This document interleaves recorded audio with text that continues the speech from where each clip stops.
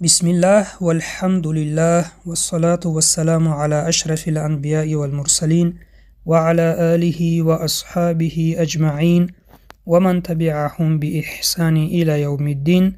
السلام عليكم ورحمة الله وبركاته. دوستان عزیز، درس تجوید را از کتاب تجوید نوین دوام می‌دهیم و درس امروزه ما در بیان مد می باشد. تعریف مد. مد در لغت به معنای زیاد و کشیدن آواز است. در اصطلاح علم تجوید دراز کشیدن آواز هنگام تلفظ حرفهای مد را گویند. حرفهای مد سه تا می باشند: الف، واو و یا. این حرفها در آن صورت مد می شوند که اگر پیش از الف فتحه آید و پیش از واو ضمه آید و پیش از یا کسره آید. مثال ها ببینید دوستان، پیش از الف فتحه آمد، قاله، دو حرکت کشیده میخوانیم. پیش از واو ضمه آمد، یقولو، دو حرکت کشیده میخوانیم. و پیش از یا کسره آمد، قیله، دو حرکت کشیده میخوانیم. نوعهای مد: یکم اصلی یعنی طبیعی، زیرنویس را میبینیم.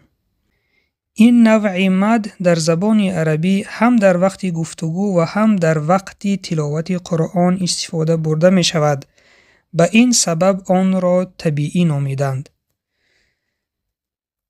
و مد طبیعی تقسیم می شود به یکم طبیعی، دوم بدل، سیوم عوض، چهارم صله صغرا و دوم فرعی یعنی غیر طبیعی.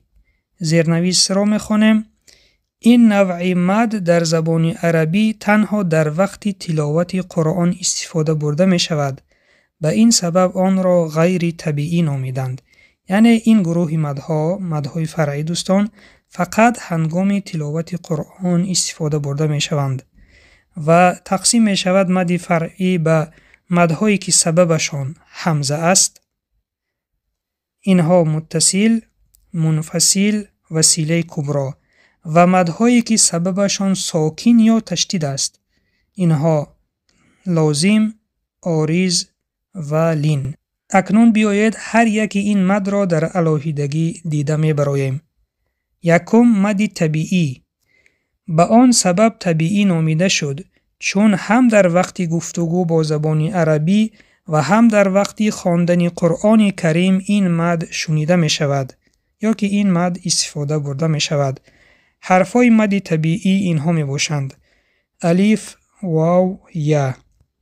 تعریف مد طبیعی: اگر پیش از الف حرف با فتحه آید و پیش از واو حرف با ضمه آید و پیش از یا حرف با کسره آید و بعد از حرفهای مد حمزه و یا ساکن نآید، در این صورت مد طبیعی می شود. مد طبیعی مقدار دو حرکت کشیده خوانده می شود. از دو حرکت زیاد کشیده خواندن جایز نیست. مثال ها رو ببینید دوستان.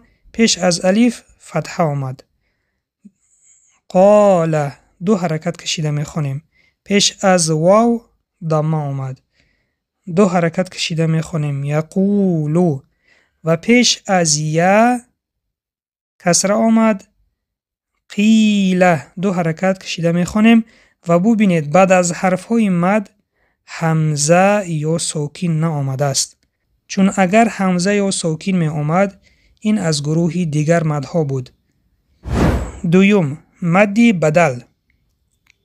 حرفهای مد بدل اینها می باشند: الف، واو، یا.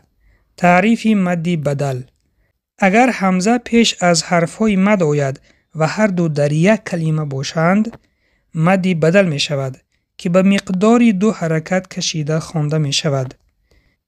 مثال ها را می خوانیم دوستان. ببینید: آمنو، پیش از الف حمزه آمد و آنها در داخل یک کلمه، آمنو، دو حرکت کشیده می خوانیم. پیش از واو حمزه آمد و آنها در داخل یک کلمه، اوتو، دو حرکت کشیده می خوانیم، اوتو. و مثال دیگر پیش از یای حمزه آمد و آنها در داخل یک کلمه ایمانن ایمانن 2 حرکت کشیده خواندیم. سپارش در آیت زیر مثال های مد طبیعی و مد بدل را یابید. بسم الله الرحمن الرحیم فتلقى آدم من ربه كلمات فتاب عليه إنه هو التواب الرحیم.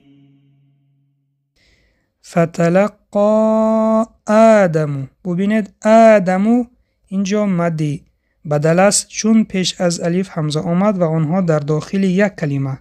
2 حرکت کشیده میخونیم آدمو. اگر آدمو خوانیم یک حرکت کشیم خطا می شود. آدمو 2 حرکت کشیده میخونیم. من ربه کلمات، ببینید دوستان در اینجا حرف الف میده آمد و پیش از الف میده فتحه آمد، مد طبیعی می شود و ببینید بعد از الف حمزه یا که ساکن نیست و دوام می دهیم فتاب.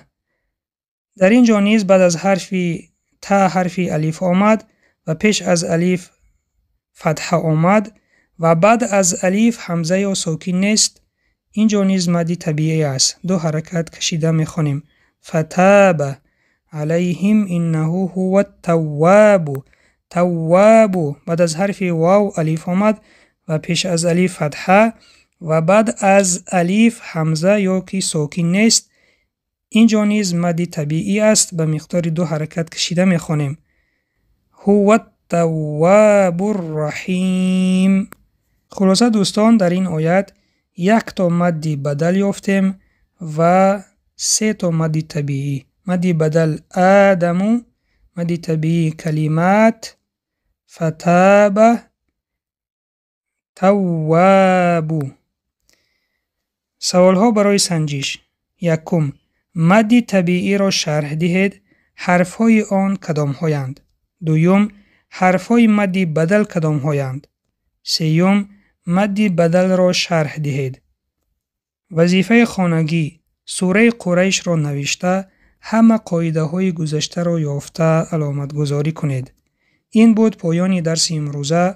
سبحانك اللهم و بحمدك نشهد ان لا اله الا انت نستغفرك و نتوب الیک. السلام علیکم و رحمت الله و برکاته.